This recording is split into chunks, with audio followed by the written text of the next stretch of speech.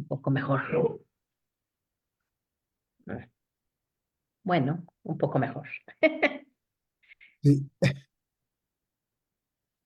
Ok, pues bueno, ya son las 8 de la noche, así que podemos empezar. Ya estamos en Facebook también. Y bueno, pues con un tema muy, digamos, antiguo ya para este momento, eh, sí. a 2 años de la guerra que empezó en Rusia, bueno, que provocó Rusia.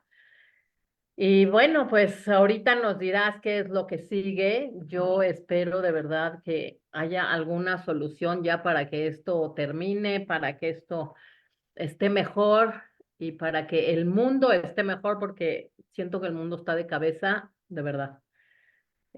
Son como muchas cosas que tiene ya uno en la cabeza, ya no sé ni por dónde poder empezar a pensar quién está peor, en qué país estamos peor, en qué lugar está peor. Y bueno, pues nuestro querido México que también tiene lo suyo, ¿verdad, Rubén? Sí, claro.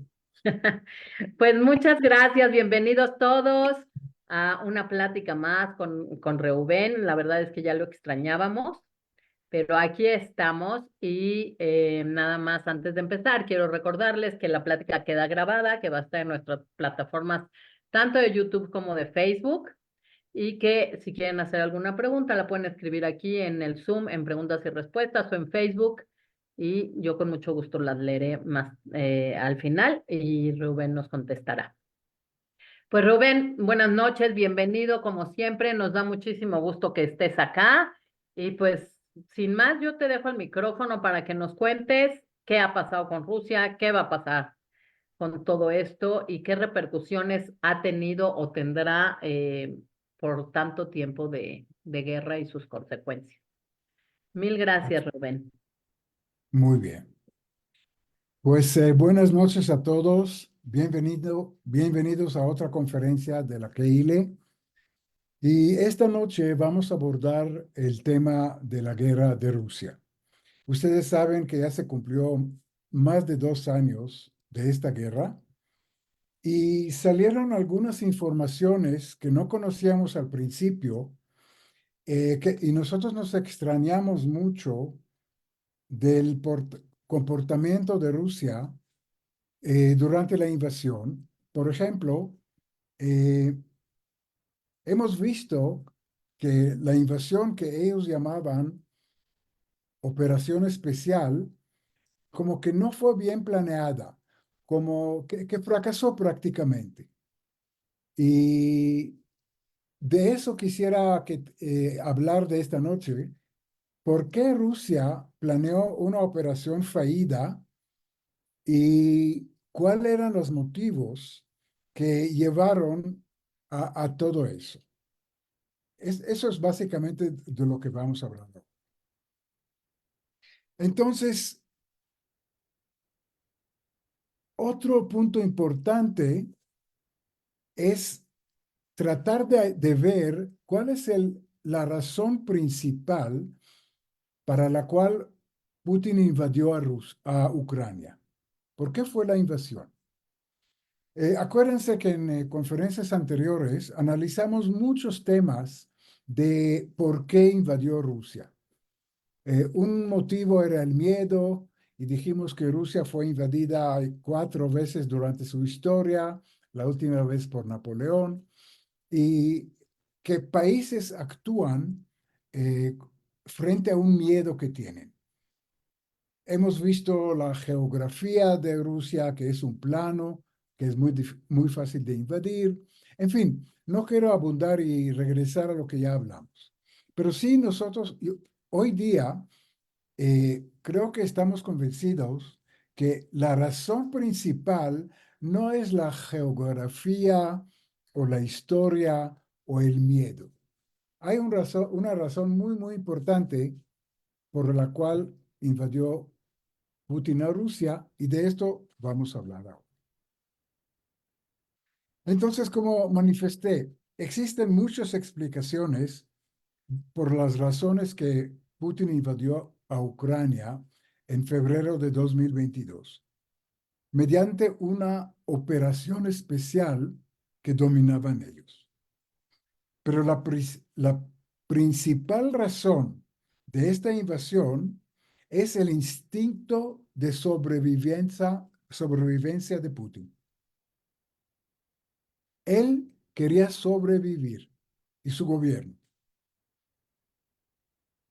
Los regímenes dictatoriales en general necesitan una ideología para justificar este tipo de gobierno que es represivo para su población. Entonces, ellos necesitan motivos para justificar y explicar por qué tiene la ciudadanía soportar un régimen tan opresivo. Y todos conocemos las cárceles de Rusia, la policía secreta, los líderes de oposición que todos están en la cárcel, hasta muertos, tal vez en los cementerios, etcétera, etcétera.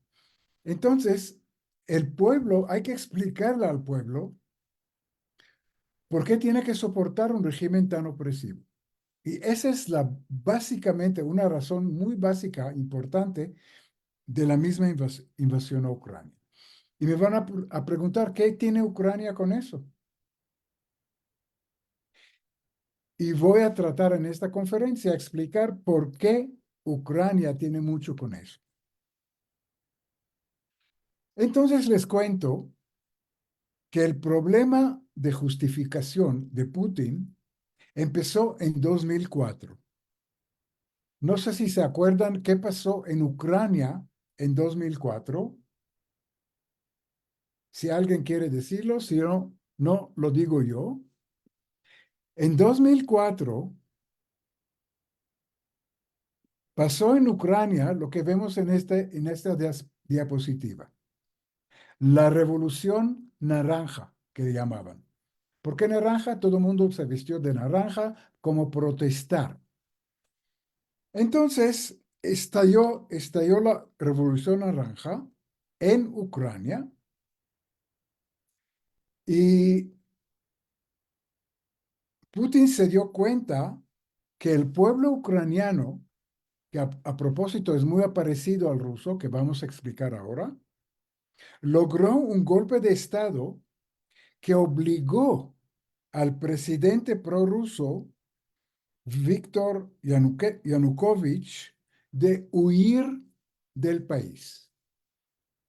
Ese es el presidente Viktor Yanukovych, un presidente títere de Rusia que puso Putin prácticamente a través de elecciones libres en Ucrania. Y este señor era un presidente que hizo lo que Rusia quiere. Pero en 2004, con esta revolución naranja, el pueblo de Ucrania logró destituir este presidente y hacerle huir del país. Rusia, claro que Putin le dio asilo y él se refugió en Rusia.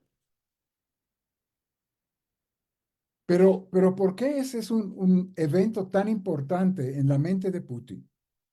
Y eso tenemos que ver. Este evento afectó a Putin profundamente, dándose cuenta del gran peligro de la democracia, de la libertad, de ideas libres para su gobierno. Esto fue el primer momento que él se dio cuenta que si va a seguir el rumbo que tenía Rusia en 2004, no tiene ninguna seguridad que su gobierno y él mismo va a quedar en el gobierno. En este momento, él decidió a cambiar el rumbo de Rusia a 180 grados y alejarse del occidente y nunca soltar las riendas del gobierno. Esto era como la moneda que se le cayó el 20 y se dio cuenta en qué rumbo está Rusia. Y acuérdense que en estos años, hasta Putin declaró que está dispuesto de acercarse al occidente, que hasta estaría dispuesto de unirse a la Unión Europea, porque se dio cuenta de las ventajas económicas que podía tener Rusia por unirse a a la Unión Europea, etcétera, etcétera. Pero con esta revolución naranja cambió todo. Y Putin cambió el rumbo del país, como dijimos, a 180 grados y empezó a alejarse del occidente, de la Unión Europea y ir contra la OTAN. Ahora, el proceso político que él amplió era el siguiente, y lo voy a describir en pocas palabras para avanzar. Nada más les cuento que la Constitución rusa en esta época prohibió a un presidente Rusia de servir más de una cadencia, que son 4 años. Era prohibido por la Constitución. Entonces, ¿qué hizo Putin en esta época? Eran 2007, 2008, unos 4 o 5 años después de la Revolución Naranja. Acuérdense que puso a su amigo Dmitry Medvedev como presidente de Rusia. Dijo que hubo elecciones libres y el sabio pueblo ruso eligió a Dmitry Medvedev como presidente. Putin era el primer ministro durante los 4 años, de 2008 a 2012. Medvedev era el presidente, que era prácticamente un títere de Putin, y el que realmente manejaba el gobierno y Rusia siguió siendo Putin. Pero como no pudo hacerlo como presidente por la constitución que le prohíbe, puso allá un títere para 4 años, que 2008-2012. Pero cuando terminaría los 4 años de su amigo Medvedev, ¿qué haría? Otra vez se enfrentaría con el mismo problema. Entonces hizo algo muy sencillo, lo que hacen muchos dictadores en todo el mundo, y que es cambiar la institución, la constitución. Cambiaron durante esos 4 años de régimen en la constitución. Y ya la prohibición que el presidente no puede ejercer más de una cadencia desapareció.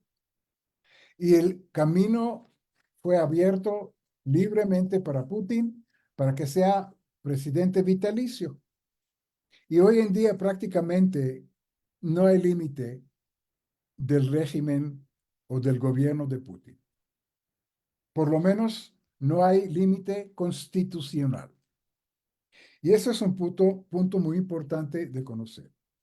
Entonces, ustedes ven, aquí podemos ver otro ejemplo clásico de un régimen dictatorial que al momento que llega a la presidencia en forma democrática, inclusive, puede cambiar la constitución y puede hacer una barbaridad y media y quedarse como dictador en el poder. Hay otros muchos ejemplos. Entonces, ya les dije que Rusia, cuando se desintegró la Unión Soviética en 1991, como tenía un rumbo de acercarse al occidente, inclusive Putin lo dijo, pero al momento que sucedió la Revolución Naranja en Ucrania, cambió todo. Y esta fue la razón más importante de la guerra de Ucrania. Y le voy a explicar. Ucrania Es un país muy parecido a Rusia. Étnicamente son eslavos, el idioma es casi igual. Hay muchos ciudadanos prorrusos en Ucrania. Y les cuento que en las elecciones, antes de la Revolución Naranja todavía, y después también, más o menos el 50% de los ucranianos eran a favor de Rusia, prorrusos, y más o menos el otro 50% eran ucranianos, nacionalistas que no querían a Rusia. Y las elecciones siempre se ganaban entre esos dos grandes grupos en pocos porcentajes, en 1, 2, 3%, que nada más. Y a veces ganaron presidentes prorrusos y a veces presidentes pro-ucranianos. Entonces, Putin vio que un país muy parecido a Rusia, otra vez por etnia, por idiosincrasia, por idioma, etcétera, etcétera, derrumbó su gobierno. Entonces, y se dio cuenta del gran peligro que está. Y cuando vio lo que pasó en Ucrania y cuando vio que hay una influencia, primero que Rusia es aparecida en Ucrania y puede pues, suceder lo mismo en Rusia muy fácilmente. Y segundo, esta revolución influyó en Rusia. Acuérdense que en 2012, cuando Putin regresó al poder la segunda vez y para siempre, había muchas manifestaciones en Moscú. La gente salió a la calle para protestar de la toma de poder absoluto de Putin sobre Rusia. Entonces, eso se le convenció todavía más que Ucrania es un peligro. Y si Ucrania es un peligro, ¿cuál es la solución? La solución es controlarla o políticamente y si no es posible, con fuerza bruta. Y de hecho hemos visto que Rusia está controlando muchos países en su alrededor por fuerza bruta. En 2008, acuérdense que invadió a Georgia poniendo allá un gobierno prorruso. En Asia Central hay muchos países de Asia Central que Rusia está controlando con fuerza bruta. Y Putin llegó a la conclusión que tiene que controlar a Ucrania. Ahora, y se dio cuenta que lo que ya dijimos, que Ucrania, la gran diferencia entre Ucrania y Rusia, porque ya mencionamos que es un país muy parecido, pero ¿cuál era la gran diferencia? Y la gran diferencia es que Ucrania era un país más libre, más abierto, con crítica al gobierno, con libertad de expresión, con libertad de prensa, etcétera, etcétera. Eso era la gran diferencia para Putin entre Rusia y Ucrania, que son tan parecidas. Entonces, la libertad y la democracia, ese es el peligro que Ucrania representa para su sobrevivencia. Vivencia. Y eso fue la conclusión. No, bueno, punto. Quiero discutir un pequeño punto que ya hablamos, que mucha gente argumenta lo siguiente. La OTAN empezó a acercarse a las fronteras de Rusia. Al principio estaba lejos. Estaba Estados Unidos, estaba Canadá, estaba España, etcétera. Pero con los años, más y más países de la ex Unión Soviética se unieron con la OTAN. Rumanía, Polonia, y Bulgaria, etcétera, etcétera. Y ya lo hablamos, ya lo hemos visto, que la OTAN se acercó a las fronteras de Rusia Y hay algunos que argumentan que el miedo de Putin de este acercamiento de la OTAN era una importante razón para invadir a Ucrania. Ahora, puede ser que es una de las razones, pero no es una razón importante. La razón importante es la sobrevivencia de Putin. ¿Y por qué no es una razón importante? Todos conocemos que la KGB o los servicios de inteligencia de Rusia son de los mejores del mundo. Ellos saben muy bien lo que pasa en todo el mundo y claro que en Ucrania también. Les cuento que en este año 2014, por allá, la OTAN estaba desmantelada. Los países no contribuyeron para los gastos militares el 2% para los cuales se comprometieron en el tratado de la OTAN. No invirtieron nada. Las industrias militares de esos países fueron desmanteladas. No existían. ¿Saben ustedes cuántos elementos, cuántos soldados tenía la OTAN en 2014? Todos los países de la OTAN, les voy a decir y ustedes no lo van a creer. Apenas 30,000 soldados, elementos. 30,000. Rusia en esta época tenía un ejército de 1.800.000 elementos. La OTAN tenía una cantidad de tanques que eran, no sé si 500 o 400, no me acuerdo, mientras Rusia tenía 5,000 tanques. En aviones de combate igual.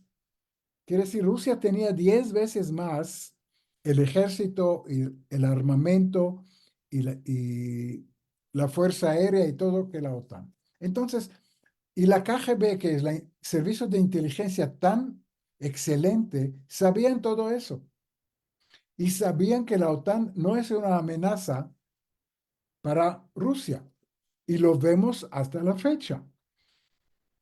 El apoyo de los países de la OTAN en la guerra de Ucrania a Ucrania era mínimo, cero, casi.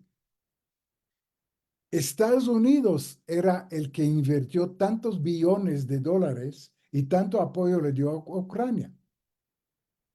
Los países de la OTAN todavía están muy débiles, todavía no tienen industria militar, todavía no tienen mucho armamento y mucho ejército. Entonces, el argumento que la OTAN era el gran miedo de Putin no es muy serio. Puede ser una de las razones que intervinieron, pero no es la razón, definitivamente no es la razón principal. Y lo vemos hasta la fecha. El apoyo de esos países, ya después de 2 años de guerra, a Ucrania es muy raquítica, muy limitado. Entonces, para resumir este punto, Ucrania y sus ideas de libertad y como país libre, ese es el gran peligro para Putin. Entonces, Putin decidió que tiene que controlar a Ucrania, porque si no, su gobierno está en peligro y él también. Entonces, en 2014, voy a pasar rápido la historia. Acuérdense que Putin anexó a Crimea sin ley, al contrario, contra la ley internacional, invadió un territorio de un país soberano por fuerza bruta, entró a Crimea. Acuérdense los soldaditos verdes que de repente aparecieron en Crimea y controlaban todo. Acuérdense el plebiscito que orquestó Putin diciendo que 98% de la población de Crimea quería anexarse a Rusia y como 98% de la población tanto quiere a Rusia, Rusia le hace el favor, cede y anexa a Crimea como parte de Rusia. Quiere decir, todo era un teatro, pero lo logró. Además de eso, empezó una guerra civil. Él apoyó a los separatistas de la región de Donbass, que es una región al este de Ucrania, donde hay muchos ciudadanos prorrusos, y empezó una guerra civil en Ucrania de ciudadanos prorrusos contra ciudadanos ucranianos nacionalistas. Una guerra que duró muchos años con muchísimas muertes y daños tremendos a Ucrania. Y todo eso orquestó Putin, Rusia, para desmoronar a Ucrania, el gran peligro para su régimen. Entonces, estos fueron los antecedentes de la invasión a Ucrania.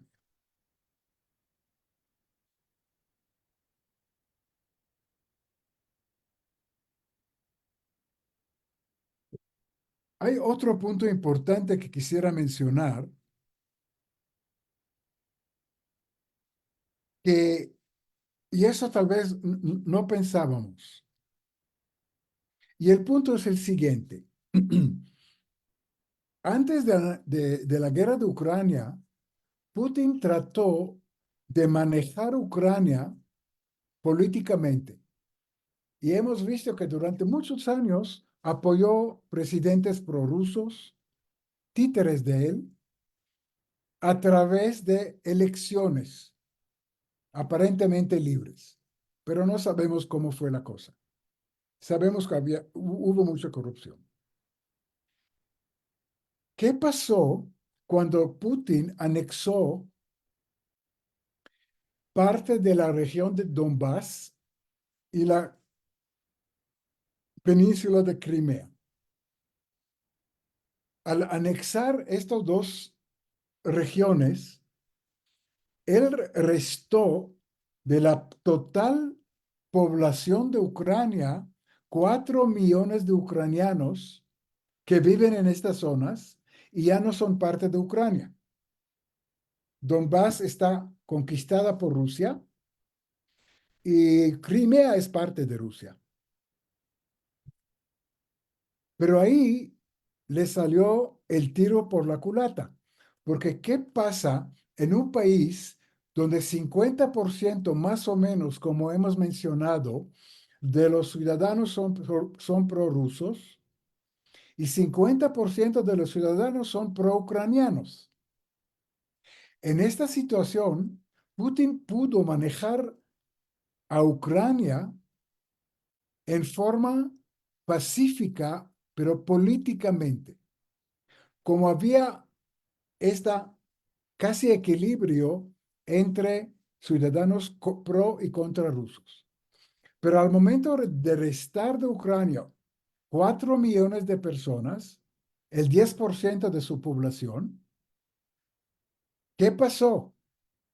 La población ucraniana, la mayoría, la gran mayoría ahora es ucraniana contra Rusia, porque los 4 millones que ya no son parte de Ucrania, que viven en Crimea y viven en Donbass, de antemano eran ciudadanos prorrusos. Entonces entienden que la situación política ahora de Ucrania es que si habrá elecciones, hay menos 4.000 ciudadanos prorrusos y hay la gran mayoría ucranianos nacionalistas contra Rusia. Ahora, ¿qué significa eso?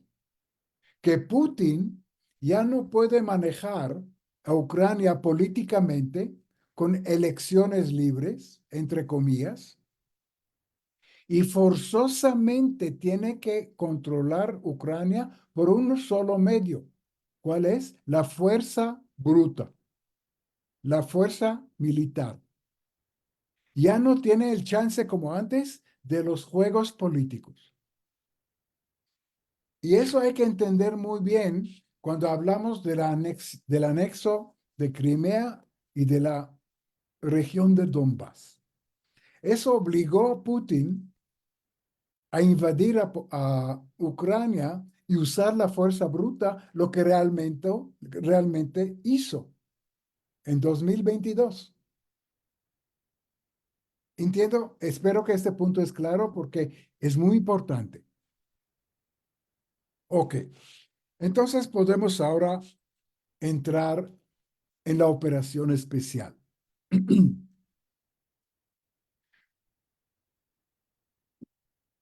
Ok, la operación especial fue planeada por el servicio secreto ruso, y ahora vamos a abundar en eso, y con apenas 120,000 soldados, que es muy poco para cualquier analista militar, muy pocos soldados para invadir un país tan grande como Ucrania en una frente tan larga, que son casi 1,800 kilómetros, y la invasión fue planeada en varios lugares. Eh, Quiero abrir otra vez. Fíjense, aquí vemos la invasión original que invadió en la operación especial que invadió Putin. Entonces vemos que invadieron por el norte, por la región de Kiev, invadieron por el este, esa es la región de Donbass, todo eso. Entonces por aquí también invadieron, y por Crimea también querían invadir, a Gerson, etc. Entonces, vuelvo a repetir, por toda esta invasión en diferentes partes, a largo, esos son unos 1,800 kilómetros de largo, una frente muy, muy larga. Y si consideramos que son muchos puntos de invasión, 120,000 soldados de ninguna manera fueron suficientes. Y estaba clarísimo que va a haber un fracaso. Pero la pregunta es, ¿por qué lo hizo Putin? Y aquí vamos a analizar eso.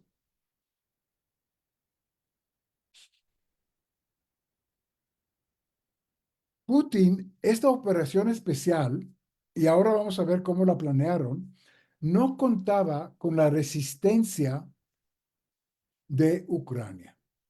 Ellos pensaban que Ucrania se va a rendir inmediatamente en 5 o 6 días.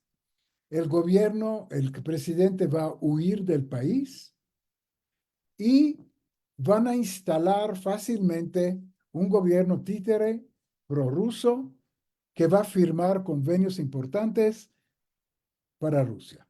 Esto fue la intención, y así prepararon la operación, como vamos a ver a continuación. Y por eso apenas pusieron 120,000 soldados, porque pensaban que va a ser una cosa tan fácil de lograr. ¿Y cuál era el plano? El plan era el siguiente, o antes de eso les voy a explicar cómo lo prepararon. Ellos, el servicio secreto ruso, dirigido por un amigo de Putin, un general corrupto, él es el que preparó la operación especial. Y fíjense qué hicieron. Putin le dio una cantidad infinita de dinero, billones y billones de euros, y este general hizo lo siguiente. Trabajó en muchas frentes. En la frente militar, trataron de sobornar generales del ejército ucraniano, y a propósito, Ucrania siempre y todavía es un país corrupto, igual como Rusia. En eso también son muy parecidos. Entonces, esos servicios de inteligencia Rusia trataron de pagar montones de dineros a generales del mismo ejército ucraniano para que no entran en la pelea, para que se sienten tranquilos allá y no se meten. Nada más para eso.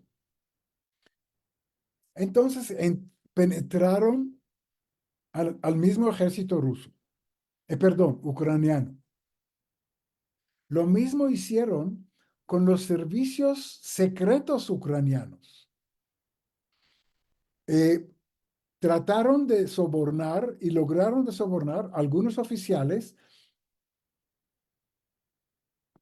de los servicios secretos de Ucrania, que también, para que no alerten tanto a Ucrania y a su gobierno por lo que Rusia va a hacer. Eso fue el segundo campo de acción. El tercer campo de acción era los políticos. Se acercaron a políticos parlamentarios, les sobornaron con unas cantidades enormes de dinero, les prometieron que van a ser funcionarios del nuevo gobierno, desde el presidente, ministros, etcétera, etcétera. Entonces, a nivel del mismo parlamento ucraniano, este era otro campo de acción. Y les cuento que lograron, no a todas las personas, pero algunas personas en estas instituciones ucranianas lograron a comprarlas. Otro campo de acción eran a nivel estados, a nivel municipal. Ellos fueron y hablaron con alcaldes de diferentes ciudades de Ucrania, sobre todo en la zona que les interesa, Gerson y otros, corrompiendo los alcaldes con mucho dinero y promesas para que no se resisten la invasión rusa. Y les cuento otra vez, entre paréntesis, que algunos alcaldes, y está comprobado, colaboraron con Rusia, con los servicios secretos de Rusia. Por suerte eran pocos, muy pocos.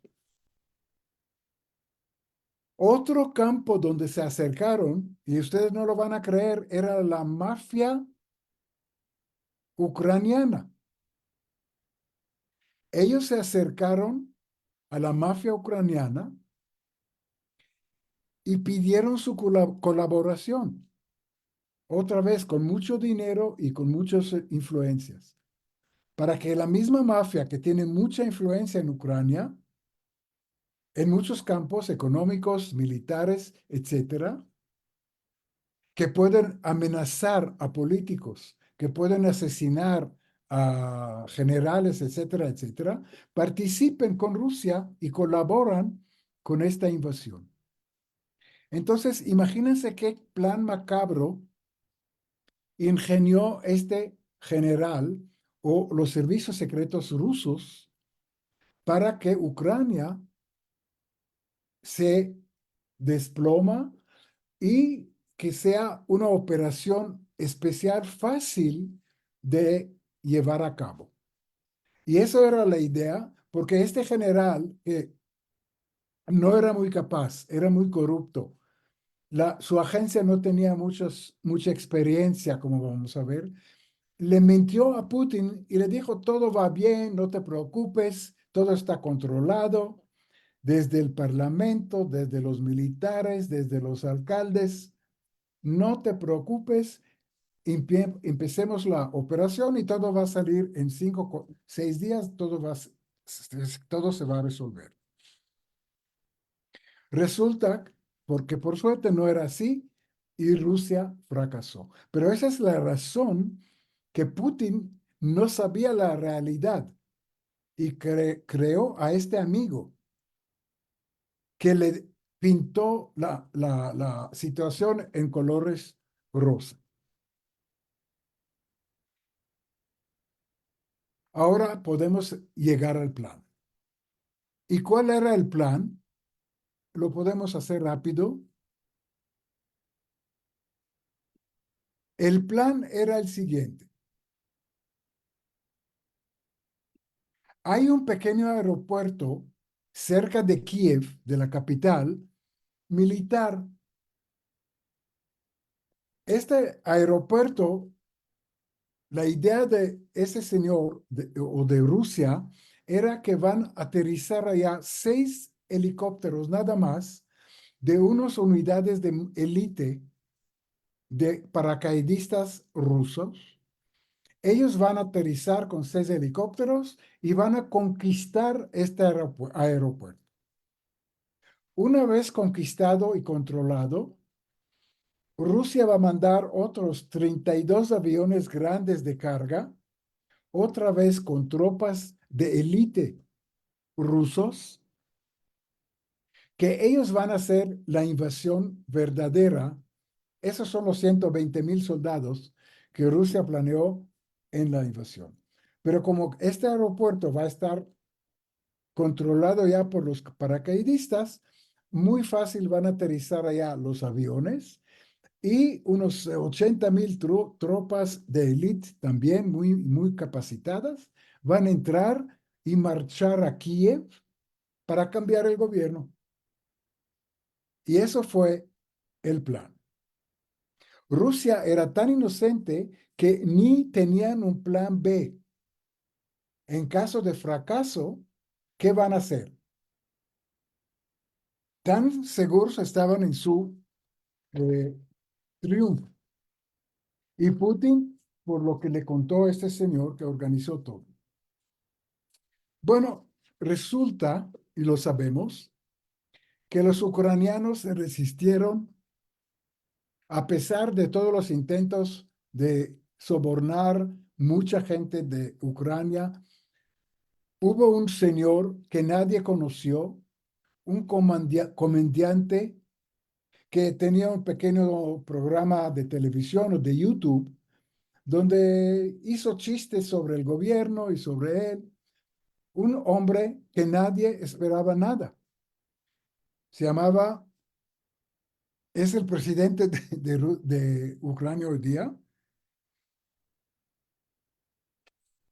Y resulta que ese señor que nadie dio nada por él, resultó muy valiente y él con un ejército, un grupo del gobierno y ejército alrededor de él, decidieron resistir la invasión y pelear contra una invasión ilegal de un país que a la fuerza quería anexar a su país. Y realmente ese señor se puso muy valiente.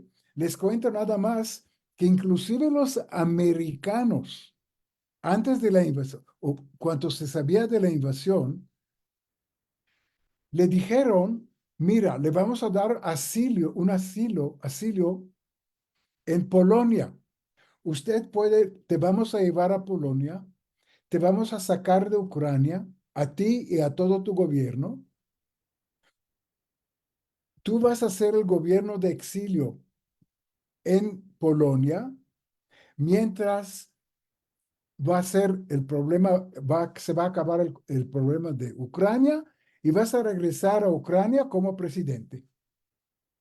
Y él rechazó inclusive la oferta americana de salvarlo y de sacarlo de Ucrania y llevarlo a Polonia. Él dice, no, yo me quedo en mi país, yo voy a pelear hasta el último soldado ucraniano para defender la independencia y la soberanía de Ucrania. Y resultó ser muy valiente. Y realmente resulta, sabemos todos, que volviendo Rusia, como no tenía plan B, los ucranianos bombardearon muchos puentes camino a Kiev, desde este aeropuerto hacia Kiev, donde ya había muchos tanques y muchas fuerzas rusas. Acuérdense que estaban parados durante muchos días porque había falta de logística, no había combustible. Los ucranianos atacaron estos tanques, solamente allá perdieron los rusos en los primeros días 1,000 tanques y mucho equipo militar. En otras palabras, los primeros días de la invasión o la operación especial fueron muy malos para Rusia, era un fracaso grande. Parte por mal planeación, porque planeaban atacar en demasiadas frentes, diluyeron sus fuerzas en demasiados lugares. Eso era una razón. Pero más bien, la razón más importante es que el ejército y Zelensky, que es el presidente, resistieron esta invasión. Hasta aquí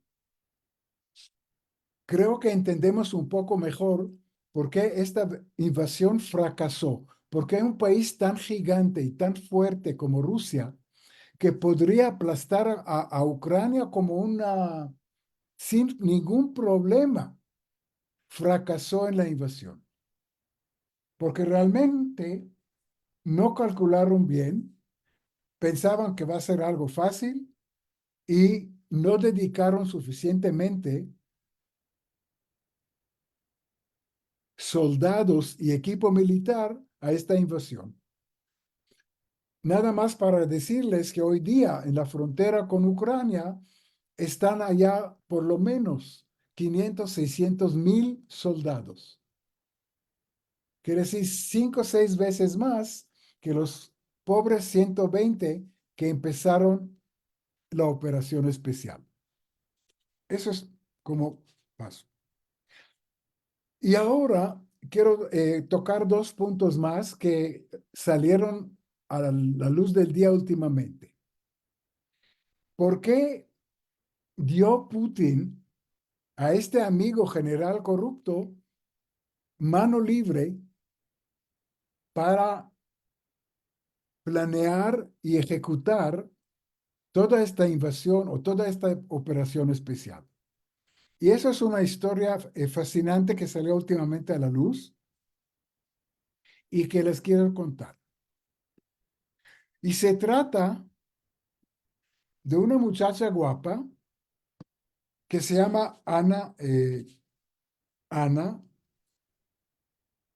Chapman. Chapman, eso es su apellido. Ella era parte, y les voy a contar ahora la historia, que empezó años antes de la invasión. Ella era parte de una red de espías rusas en Estados Unidos. Nosotros sabemos que la KGB o los servicios de inteligencia rusa son muy, muy eficientes, ya lo mencionamos. Inclusive supimos que durante las elecciones del presidente Donald Trump en 1916, ellos intervinieron en el proceso de elecciones de Estados Unidos. Y mucha gente dice que pudieron influir para que el pueblo americano no vote por Hillary Clinton, para que pierda Hillary y gane Trump. ¿Y cómo lo hicieron? Con datos, no sé si falsos o no falsos, sobre Hillary Clinton, sobre su corrupción, etcétera, etcétera, etcétera. No quiero volver a eso, pero acuérdense la intervención rusa en las elecciones de Trump. Entonces, esta señorita Anna Chapman era encargada de una red muy, muy importante de la KGB de espías rusas en Estados Unidos. Y en 1919, imagínense, ella le gustó la vida, el estilo de vida de Estados Unidos, desertó a Estados Unidos, se entregó a las autoridades de Estados Unidos y hizo caer toda una red de 12, acuérdense, 12 espías fueron expulsados de Estados Unidos. En Estados Unidos canjeó estos 12 espías con otros espías americanos que estaban en Rusia. No se habló mucho de eso y eso es lo que pasó. Se derrumbó esta red de espionaje. ¿Y qué tiene que ver con la operación especial? Ahora les voy a explicar. Cuando Putin vio esto, decidió que ya no puede confiar en la KGB, porque ella era parte de la KGB, y dividió al servicio de inteligencia Rusia en dos servicios. Uno, la KGB normal, que ahora tenía la responsabilidad solamente de asuntos dentro de Rusia, y creó otro servicio nuevo que se llama SBU o algo así, que era encargado solamente de la parte exterior. Es una copia de lo que tiene Estados Unidos. La FBI es una agencia encargada de asuntos internos y la CIA es encargada del espionaje internacional. Entonces Putin hizo lo mismo. La KGB, la parte nacional, y la nueva agencia es encargada de asuntos internacionales. ¿Y por qué lo hizo? Porque ya no confió en la KGB que le traicionó con esta Ana en Estados Unidos. Ahora, como jefe del otro servicio nuevo creado, puso a su amigo, un general que se llama Chomakov, Igor Chomakov, y este señor Igor Chomakov, que es el gerente de la FSB, que es la nueva agencia, este es el señor que planeó la operación especial de Ucrania. Y para decirles algo, era un señor corrupto, incapaz, con poca experiencia, pero sí era un señor que tenía toda la confianza de Putin. Era muy amigo de él. Entonces, era un señor que tenía 90% la confianza de Putin y solamente el 10% de capacidades. Acuérdense, en un país que todos conocemos, el presidente eligió también muchos funcionarios públicos en base de confianza personal, 90%, y 10% capacidad realmente de ejecutar y trabajar. Entonces, en Rusia por lo menos fue un gran fracaso y con eso, por eso, la operación, esa es la explicación por qué la operación especial aparentemente o fracasó en una forma tan vergonzosa por un país ruso que tiene mucha inteligencia, muy capaz, mucha experiencia, etc. Y ese es el punto de los servicios secretos. Y el último punto, que ya terminamos la hora, que quiero mencionar, que también me van a preguntar qué tiene que ver con nuestra conferencia, es el siguiente.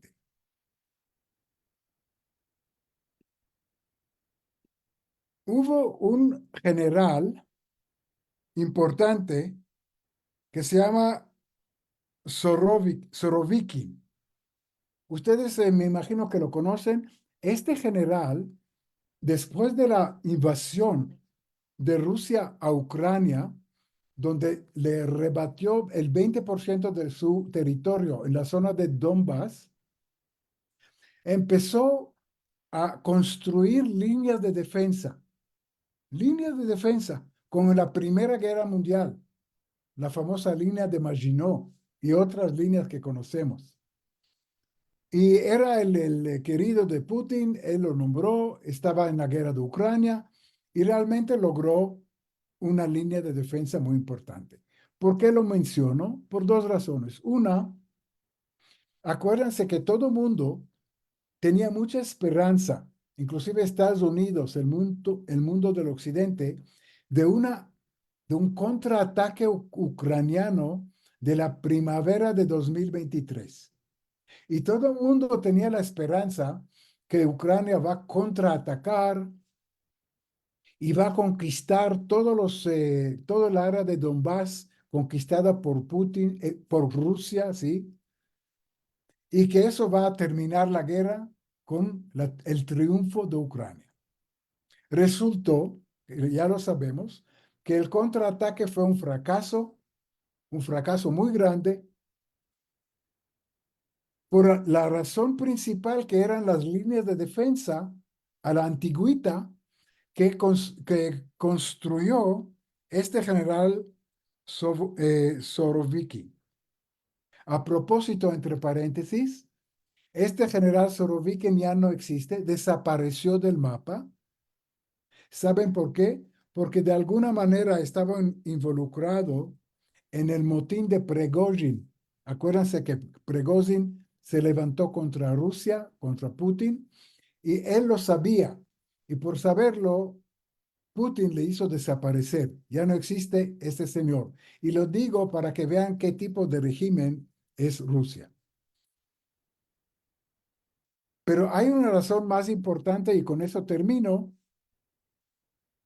¿Por qué menciono a este general que construyó la línea de defensa?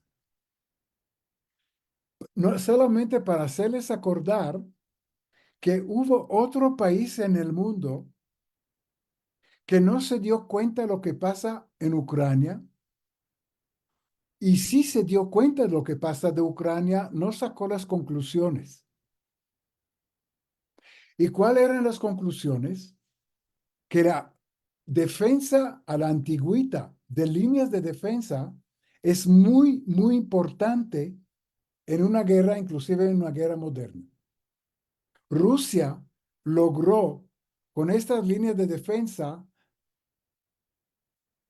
hacer fracasar la famosa ofensiva ucraniana de la primavera de 2023 que fracasó. ¿Y quién es el país que no se dio cuenta que hay que tener buenas líneas de defensa? ¿Adivinan? Está en el Medio Oriente. Y me refiero a Israel. Y con eso quiero terminar. Diciendo que el ejército, lamentablemente el ejército y la cúpula de ejército y política de Israel no se dieron cuenta que Israel no tiene línea de defensa.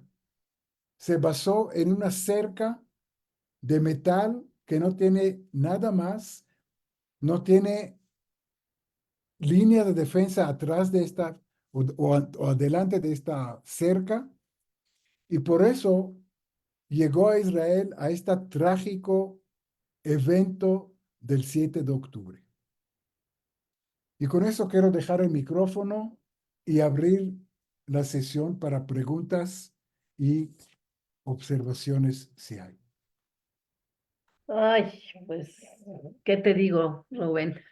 Sí, No, no sé por dónde. Yo no le veo ni pies ni cabeza ni a Rusia, ni a Ucrania, ni a Israel, ni a nada. Ni lo que pasó ahorita con Rusia también, claro. ¿sí? Pero por Eh, todo y todo, y el mundo sigue sin ver lo que todos vemos. No entiendo. Eso voy a explicar. Si quieres, Sí. empezamos con eso. A ver, Ustedes saben que hace pocos días había un ataque increíble en un teatro de un centro comercial cerca de Moscú. Eh, terroristas de ISIS, de Daesh, musulmanes extremistas, terroristas, entraron y mataron 150 rusos, que aparentemente no tienen nada que ver. Pues tiene mucho que ver. Acuérdense que Putin y Rusia aprovecharon un momento de debilidad de Estados Unidos en la época vean cómo todo está tiene conexión. listo. Ujú. pero nosotros no lo vemos. Entonces, voy a tratar de explicar. Rusia aprovechó un momento de debilidad de Estados Unidos en la época que había una alianza de Estados Unidos en una guerra contra Daesh, contra ISIS en Siria. Y Obama, y está en la época de Obama era, Obama, como otros países de Occidente, mandaron tropas para combatir y bombardear a ISIS. Rusia vio la oportunidad, como no tenía influencia en Medio Oriente,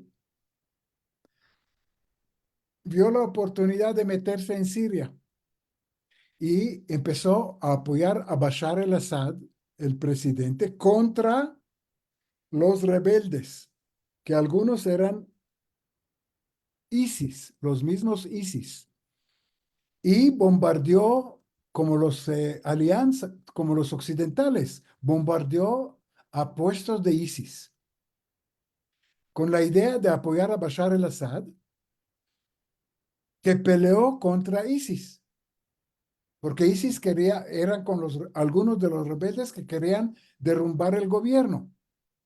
Bueno, volviendo, entonces Putin aprovechó la situación, apoyó a Bashar al-Assad, mandó aviones y bombarderos a Siria, perdón, a Siria sí, y peleó con bastante éxito a los terroristas de Daesh. ¿Por qué lo hizo Rusia? Siria tiene un puerto que se llama La Taquilla en Mediterráneo. Y Rusia tenía control sobre este puerto. Rusia no tenía ningún control del Mediterráneo.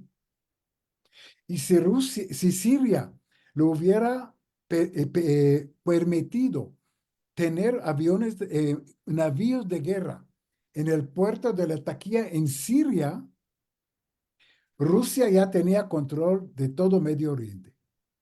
Y eso era el pensamiento de Putin, porque ayudó a Bashar al-Assad a pelear a los ISIS, a los de Daesh, y empezar a tener influencia en Siria, y lo obtuvo. ¿Y Ahora entonces esta es regresando, una venganza o qué?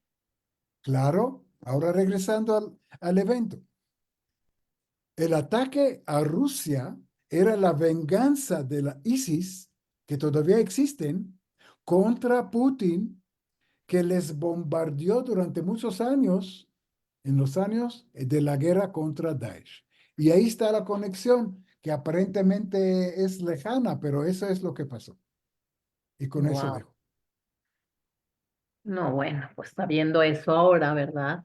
Ya entendemos. Qué Sí, horror, cómo se mezclan las cosas, como dices. claro. Sí. A ver, creo que tenemos por aquí una mano levantada. A ver, Rosy, porfa, abre tu micrófono. A ver,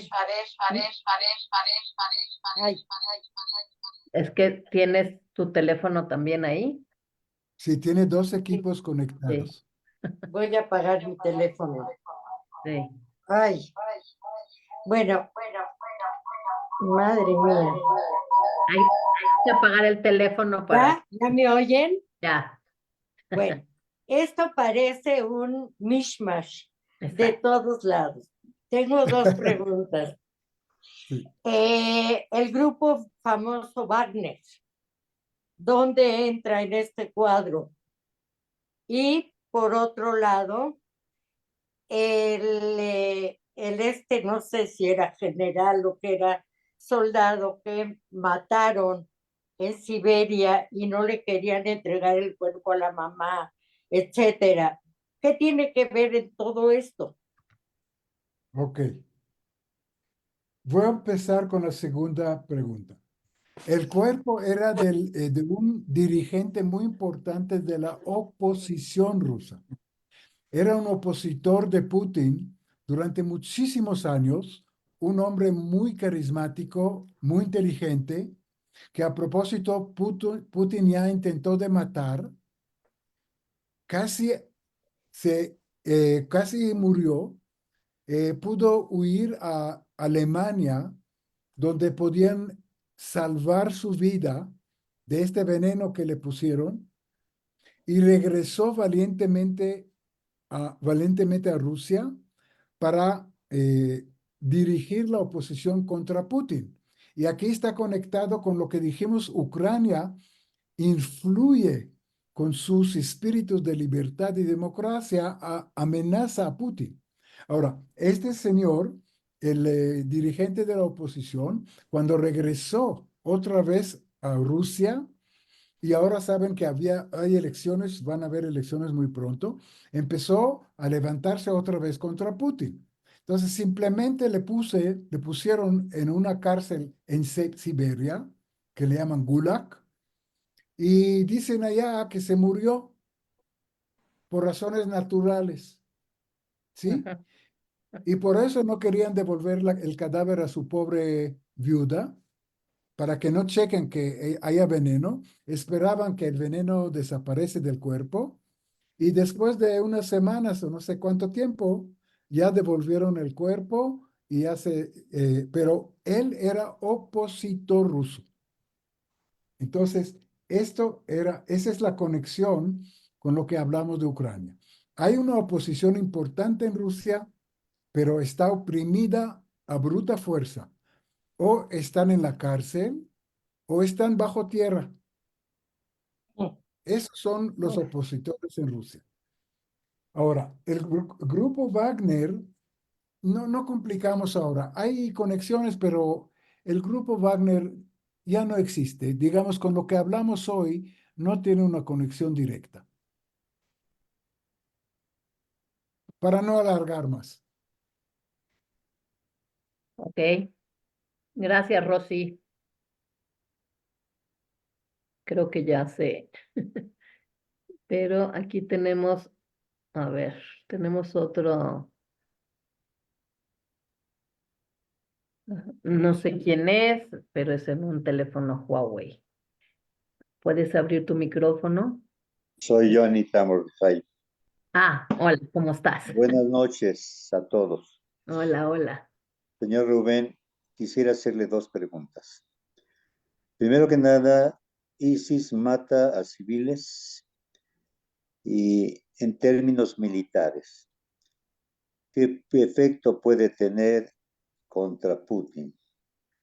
Es cierto que Putin hizo bombardeos criminales en Siria, devastadores, pero esto es una pequeña manifestación que creo que a Putin le sirvió de argumento, porque también dice que va a investigar si no participó Ucrania en la preparación de ese atentado. Y por otro lado, haciendo referencia a algo de lo que Anita decía, de todo este problema que hay en estas regiones, yo quisiera saber qué opinión tiene usted de la fuerza o la presencia de Benjamín Netanyahu en todo esto. Gracias. Ok. Entonces vamos por parte. Sí, definitivamente es una venganza de ISIS contra Rusia, contra civiles que no tienen nada que ver, pero el objetivo de esta venganza es desestablecer a Rusia, crear problemas en Rusia, crear terror en Rusia y ir contra su gobierno. Putin muy hábilmente, usted tiene mucha razón, lo primero que dijo, no que Ucrania participó en la masacre, pero que dio huida, en otras palabras, que estos terroristas deberían huir a través de Ucrania de Rusia. Entonces, de una vez, y de una forma muy hábil, culpó a Ucrania, que es parte del mal. Eso es cierto, muy cierto lo que usted dice. Y Netanyahu, no hay algo directo con Netanyahu y con Rusia. Rusia está ahora contra Netanyahu, contra lo que hace en Gaza, Rusia está formando una nueva alianza y el mundo se está dividiendo en nuevas alianzas. Una es la alianza de Rusia, China e Irán. Nosotros llamamos el eje del malo, ellos le llaman el eje del bien. Y hay otra alianza de Estados Unidos, si hablamos del Medio Oriente, que planea Estados Unidos formar con Israel, Arabia Saudita y otros países sunitas moderados, los países de Golfo y Egipto, etcétera, etcétera. Entonces, y esa es la división muy grande geopolítica en el mundo hoy en día. Entonces, en lo que se refiere a Israel y a Netanyahu, si Estados Unidos apoya a Israel, el otro eje, que es China, Rusia y Irán, automáticamente van a ir contra Israel y contra Netanyahu, que es ahora el gobierno. Pero no es por Netanyahu, hubiera sido cualquier otro primer ministro, hubiera sido lo mismo. Claro. El motivo es contra Estados Unidos. Eso es. Ok. Muchas gracias. Gracias. Bien. No, bueno, pues yo lo sigo viendo muy complicado todo. Sí es. Porque no le veo solución, Rubén, esa es la cosa, o sea, no veo solución en ningún lado, ni con la guerra de Ucrania, ni con lo que está pasando en Israel, ni con Gaza, ni con Rusia y el concierto, o sea, de verdad, veo muy complicado todo, todo, todo, todo. Así es. Déjame permitirle hablar a Filip. Listo, Filip.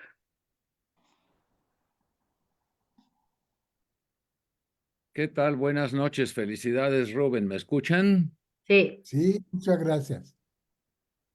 Muy linda conferencia. Y pues nunca han sido fáciles las situaciones y las relaciones y las alianzas.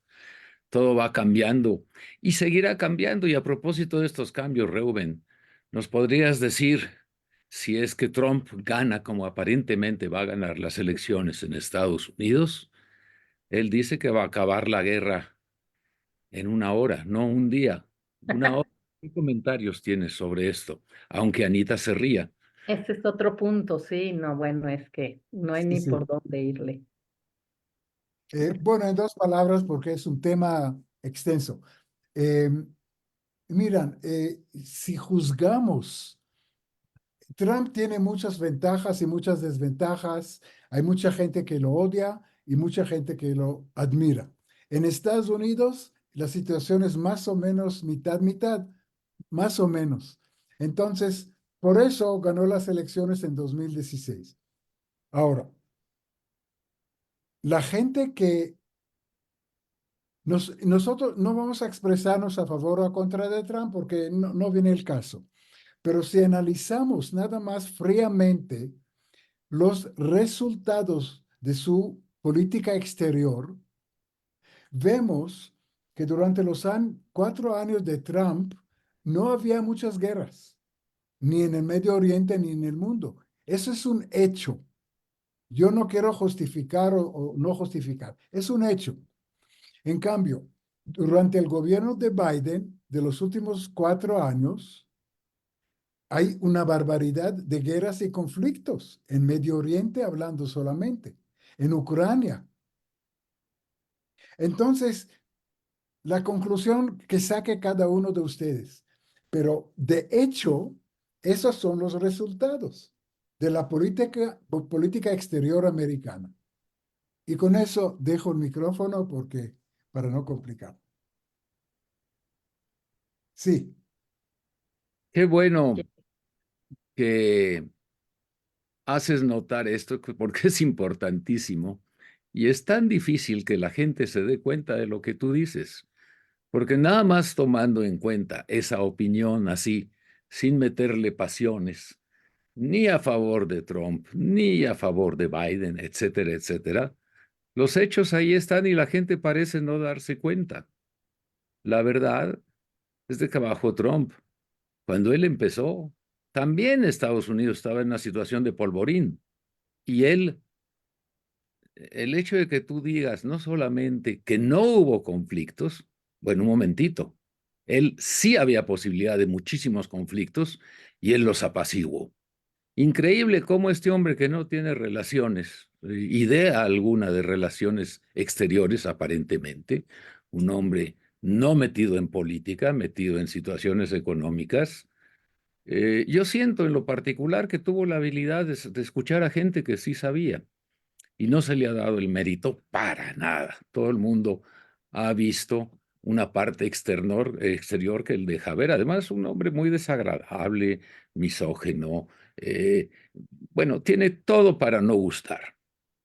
Y la gente se ha ido con la finta de esas cosas que no gustan sin darse cuenta, desde mi punto de vista, de la enorme habilidad política, que no sé de dónde la sacó, porque ese hombre no es un político, pero apaciguó los problemas. No metió a Estados Unidos en ninguna guerra. En cambio, Biden, demócrata, haciendo caso al ala muy izquierdista de su partido demócrata, ha metido, igual que Obama, de un ligo bajo otro. Parece que no gobierna Biden, parece que gobierna Obama otra vez. Es increíble la, yo digo, las metidas de pata que ha habido y en qué líos se ha metido Estados Unidos, desobedeciendo muchas veces cosas que han dicho ministros de Relaciones Exteriores desde hace muchísimo tiempo, como Clinton, por ejemplo, o como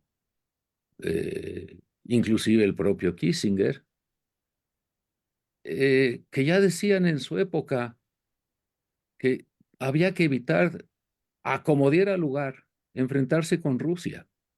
Porque si Estados Unidos se enfrentaba con otra guerra fría o caliente, como quieras, con Rusia, era aventar a Rusia en manos de China. Y ya sucedió. Y eso dio nacimiento, no sé si tú estés de acuerdo, precisamente a este nuevo eje del mal, que se han juntado tantos países dictatoriales, con regímenes dictatoriales, no hay una sola democracia. Y sin hacer caso de lo que dijo Kissinger hace, pues era en Davos, todavía me recuerdo cuando hace 2 años lo consultaron y él dijo, miren, lo mejor que puede hacer ahorita Ucrania es de una vez tomar sus pérdidas y hacer la paz lo más pronto posible, si no le va a costar muy caro. Todo el mundo se fue sobre Kissinger, diciéndole que era un viejo anciano, que estaba decrépito, que no sabía lo que decía, en fin, toda la prensa, 99%, nadie le hizo caso. Curiosamente, el Papa acaba de externar la misma opinión y se le echó la prensa encima y todo el mundo y le han dicho lo mismo. ¿Qué piensas de esto? Yo creo que mejor damosle al Huawei, hay otra persona que quiere comentar antes de contestar, porque si no, nunca acabaremos. Sí, Mordejai, no sé si quieres decir algo más.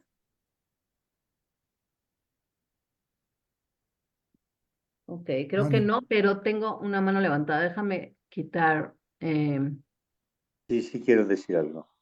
Ok, a ver. Dilo, Mordejai. Bueno, pensando ahorita en lo que comentaba Filip y usted, Rubén, primero sobre la posición de Estados Unidos ante estos conflictos y por otro lado, la posible presencia de Trump ante ellos, ¿no cree que Biden, siendo bonachón y como se ha comportado, precisamente se vino el desequilibrio de fuerzas que posiblemente Trump tuvo un tiempo, aunque no se viera, porque finalmente Estados Unidos sigue siendo protagonista del mundo? Entonces ven a Biden debilitado y empiezan a servirse solos. ¿No lo cree? Sí, tiene algo de razón.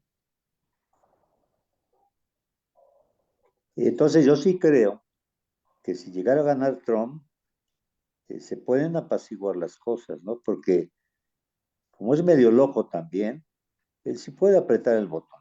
Si Rusia no se calma, puede apretar el botón, puede cerrarle el mercado a China, etcétera. Entonces, yo creo que podría imponer cierto respeto, inclusive en el Medio Oriente, con los grupos terroristas, presionando a Europa de que ya no les den subsidios ni entrada. ¿Podría ser eso? Gracias. Sí, sí, definitivamente sí. Es otro estilo de manejar la política, tal vez como un patán o un gángster, Exacto.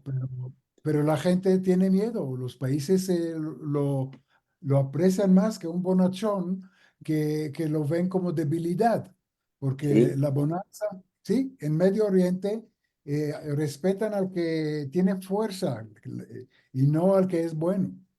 sí, sí, gracias. Gracias, Mordejai. A ver, y tenemos una última pregunta, Rubén. Le voy a permitir hablar a Paz. Un segundo, dame un segundo. Paz, por favor, abre tu micrófono. Buenas noches, Rubén. Hola, ¿cómo estás, Anita? Yo Hola, Paz. nada más quiero saber si tú sabes que he escuchado que aquí en México ha llegado una cantidad de rusos y chinos como tipo, bueno, espías. ¿Has oído algo de eso?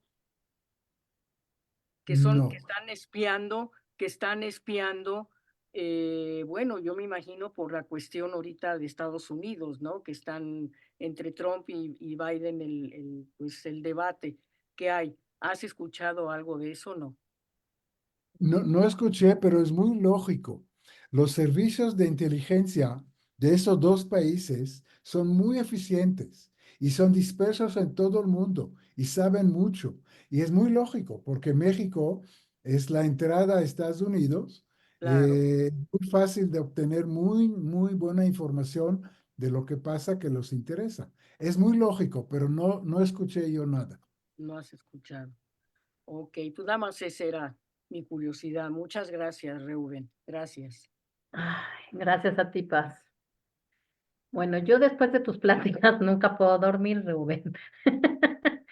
No, Entonces, no, ya tengo que preparar el desayuno, así que exacto, exacto. Pero bueno, bueno, pues de verdad un tema muy interesante, como tú dices, muy amplio y pues no vamos a tener ahorita ninguna respuesta. El tiempo nos dirá qué es lo que sigue, qué es lo que pasa con este mundo de cabeza. Y pues no me queda a mí más que agradecerte por estos temas tan interesantes y que de verdad nos abres el panorama y nos enseñas otro tipo de cosas de las que se escuchan en las noticias. Yo quiero agradecerte a ti, le agradezco a toda la gente que se conectó, tanto por Facebook como por Zoom. Y pues les recuerdo que la plática queda grabada por si la quieren volver a ver. Y pues nos veremos pronto, Rubén. Ya pues quedaré. muchísimas gracias a Anita, a la Keile y a todos los que participaron. Espero verles en la próxima conferencia. Primero Dios, así será. Pues que descansen y nos veremos muy pronto. Gracias, Rubén. Gracias a todos. Buenas noches. Gracias.